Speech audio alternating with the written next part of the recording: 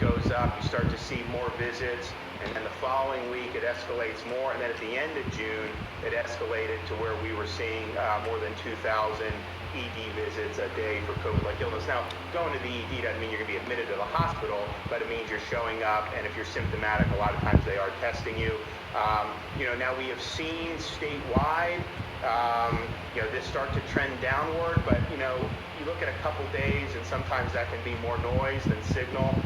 So we want to continue to look at that. I think they'll talk about here the ED visits have skewed younger in kind of that 35-year-old range, which obviously is a different kind of clinical cohort than the 65 and up. But that the syndromatic surveillance and looking to see that is very instructive in terms of what we're doing or what's going on in the state of Florida. So protecting the vulnerable, you see the fatalities skew 65 and plus, and really 75 and plus when you think about it. So this is something that's a priority.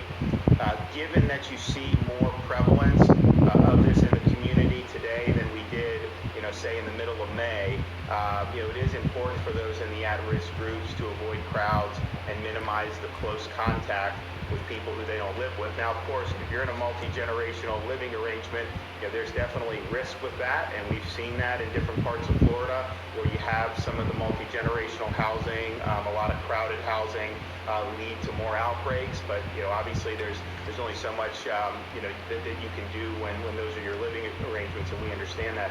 But there is the risk in the 65 and up category.